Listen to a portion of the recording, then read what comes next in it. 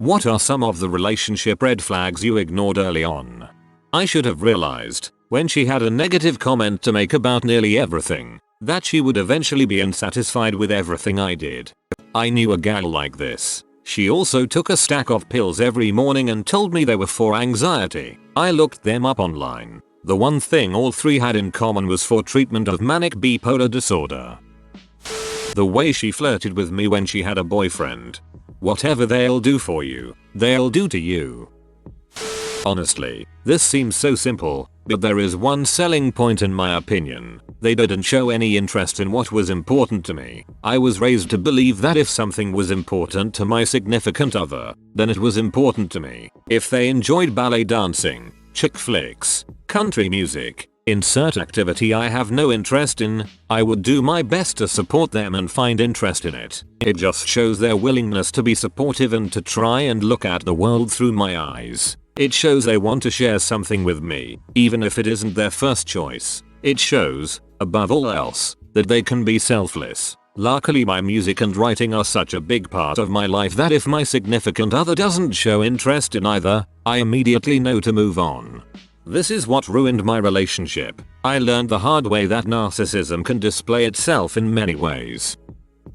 She never gave me any compliments or thanked me for anything. Unpredictable and aggressive criticism for minor mistakes. X. Rinsing pasta after boiling it.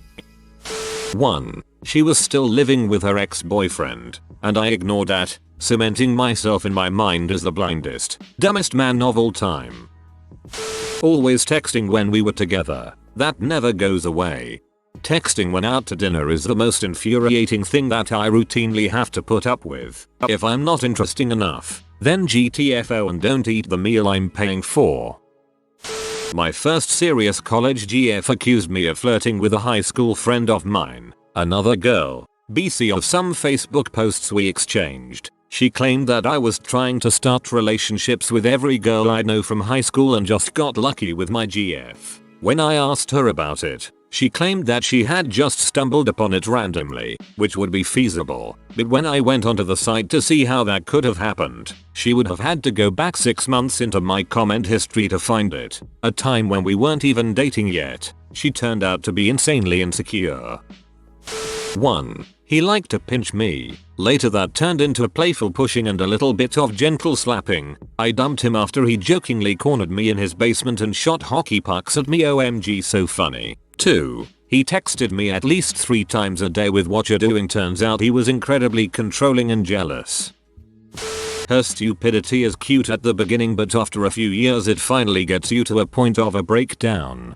It is quite adorable at first. She's cute. She says silly little things that make you laugh, even if it's at her. After a while it becomes infuriating. Someday, you'll snap. One girl I liked because she had the whole independent woman vibe. Unfortunately her independence meant she always took priority over everything, no matter what. Independence was just a mask for her selfishness. She wanted to go out drinking with her friends on Thursday. Fine. Go enjoy yourself, honey. She can't see me because she wants to visit home on the weekends. That's cool. You're living your own life and I don't want to impede on that. Family is important. You're cancelling our date for the 3rd time this week because you rather attend other things with your friends. That's fine. I don't want you to stop hanging out with your friends. You want to visit your childhood guy friend for the weekend, who I always thought you were a little too close to, who lives about 2 hours away. Okay. The weekend I wanted to spend together. You know, the one where I cancelled a trip home for my mom's birthday. The one before you were leaving to Europe for 4 months. For once I thought you were going to do something for me. You come up with the worst excuse to cancel. I have to go shopping with my mom. The minute I complain about it. And now that I think about it, it was the only time I complained about anything. You get angry, say spiteful mean things, and to top it all off dump me days before your study abroad trip to Europe, which I helped you apply for and supported you in every step of the way, both financially and emotionally. I conceded and gave up so many things for this independent woman, and now that I reflect back on it, it was the worst relationship of my life. Now whenever a woman flaunts about how independent she is, I turn the other cheek and look for someone that actually has some love to give. That's not what turn the other cheek means. He was arrogant and treated other people like dirt unless they had something to offer him. He treated me like a queen until he found my replacement. Narcissism sucks. My ex was a Holocaust denier. Heck, that's a red flag if I ever saw one. She got way too drunk each and every time we went out. I learned that is a flag for a lot of issues. Habitually lying to other people equals habitually lying to me. He that will steal an egg will steal an ox. I thought the fact that she was so close to her dad was kind of nice and a really positive aspect of her personality. As the relationship progressed, I realized that what she was looking for in a sir was someone who she could turn into her own version of dad. An immediate need to establish themselves as being in your future forever. When we build your house, you know, the one you've been saving up money for some years now, we should have 4 bedrooms so we can have 2 kids. And maybe you should build a bed and breakfast so I can run it. This came 3 weeks into the relationship. Way too close with his best friend. Regularly ignored me to spend time with him. For example, we once went to a restaurant with a group of friends. He got a table that could seat 2 people with the friend and left me to sit with the others. This pattern continued for a while. You can probably figure out what eventually happened. She didn't give fellatio, but loved getting it. As juvenile and chauvinistic as it sounds, it was a solid indicator of the effort she was willing to give me in relation to the effort she expected from me. Completely agree with this one. If a guy isn't eager and excited to go down on me, then he isn't bringing the same level of awesome freaking to the table. He doesn't have to be good, mind you. That can be taught. Intention is more important.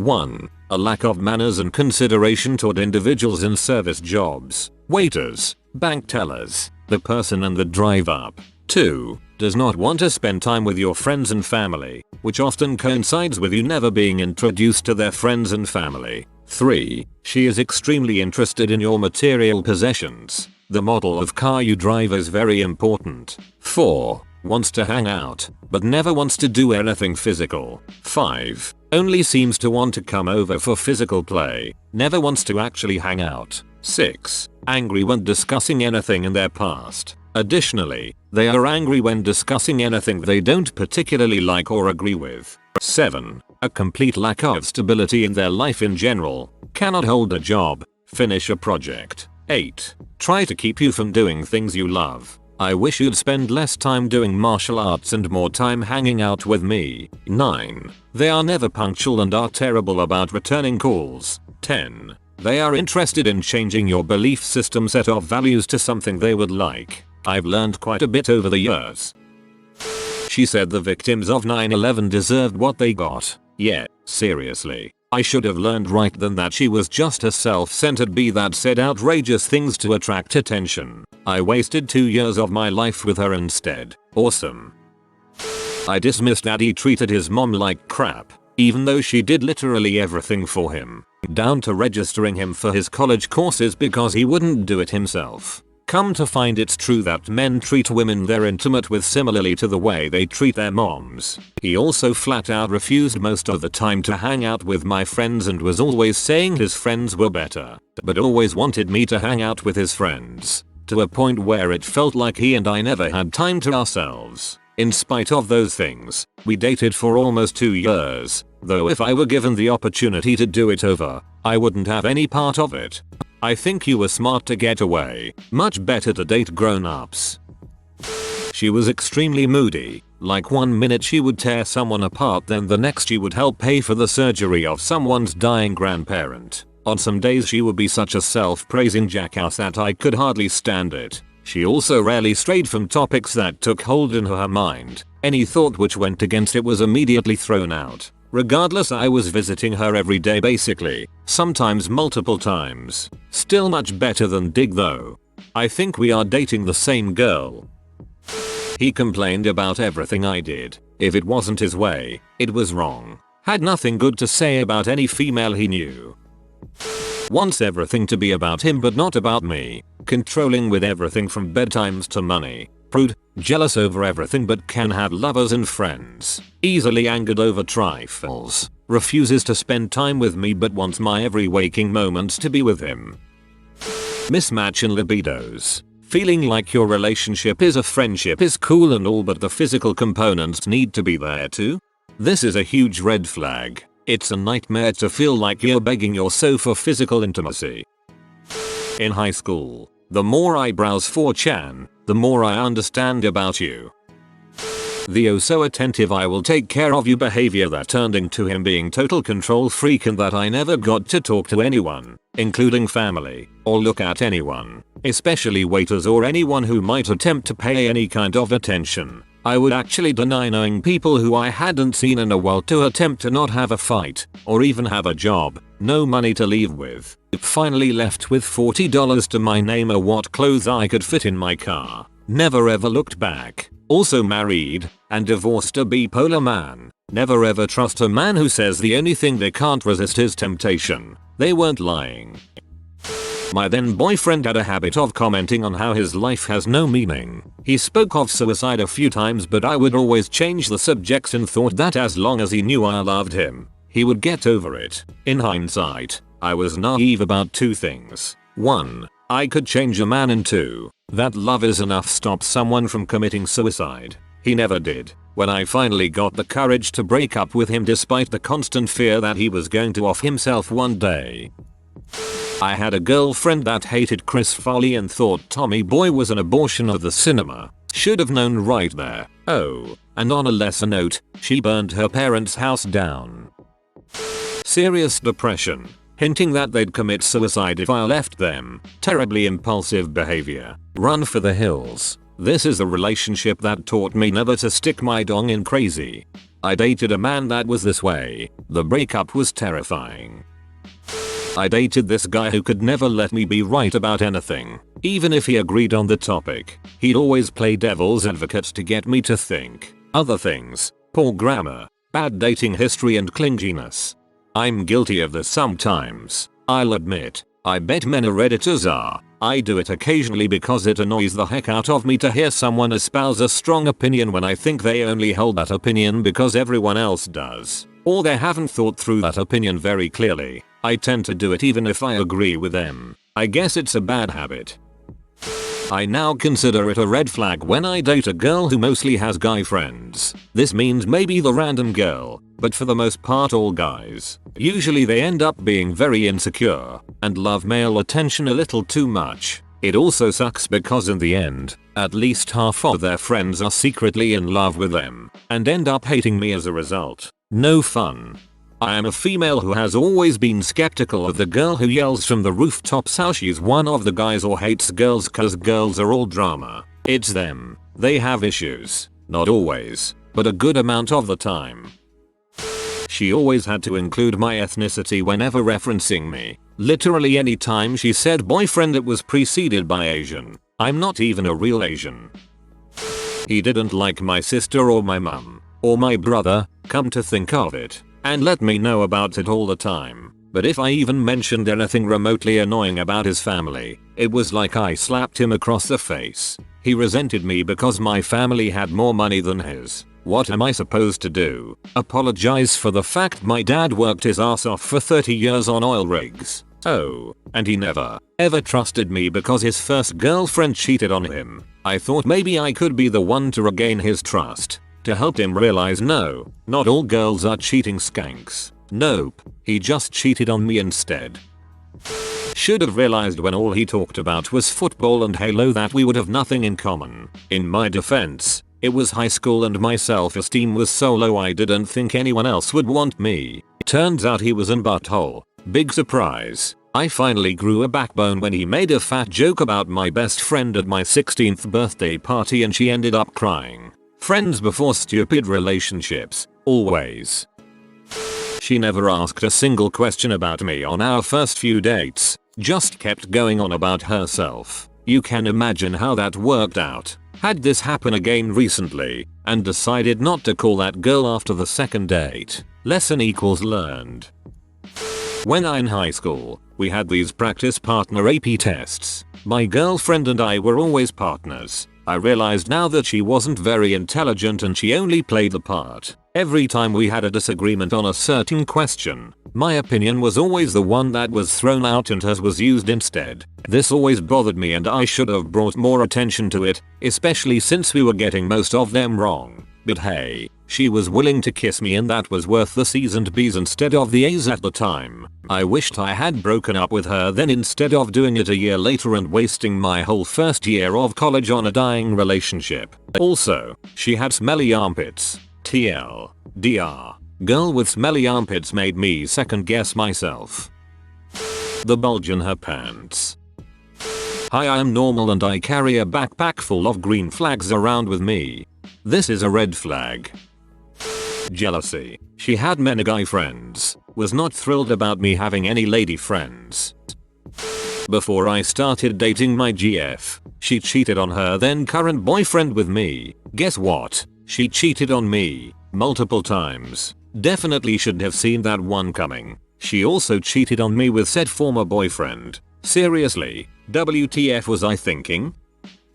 I saw red flags in every relationship, but again, no one is perfect. I was choosing the faults I could live with and try to fix my own. As long my partner understands that it's all about making each other happy, I'm cool. The things I couldn't live with is lies, fights and ignorance. There is no reason to lie, unless you're doing something really bad. Any argument could be fixed if you listen to each other and sometimes you do have to give something up for the sake of the person you care about.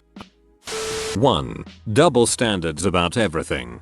2. Unwillingness to try new things. 3. Has to plan for every second of the day. 4. Too much emotional reliance, not emotionally independent. 5. Judges people because of superficial imperfections. 6. Lacks true depth intelligence. 7. Only watches reality television. 8. Can't appreciate well-written entertainment. Is too confusing. 9. Uninterested in anything that doesn't affect them directly. 10. Facebook stalks too much. 11. Worries constantly. 12. Obsessed with fairy tale endings, beginnings and realistic expectations. Do I need to say more? Honestly, I'm getting to the point where if red flags show up early on, it's not a relationship worth pursuing. He said I love you on the second date. I was already sure it can't go anywhere. Even more blatantly, when I dropped him off after our first date, he asked for a goodnight kiss. If it was coming, you'd know, buddy. B. He took my I don't really kiss on first dates for she needs more convincing. C. Tried persuasion. D. Eventually suggested a rock paper scissors compromise. Yeah, he said he didn't like ending dates without a kiss. That should have been a sign. I see it all the time and have experienced it, and it's mostly guys who do this to their girls for some reason. But when a guy gets annoyed at practically everything the girl does, and yells at them for saying something stupid multiple times a night, and just plain doesn't seem interested at all in the girl, that's when you know a relationship is going sour. If you are new to the channel, you can subscribe. I publish new videos every day. Until then, check another video.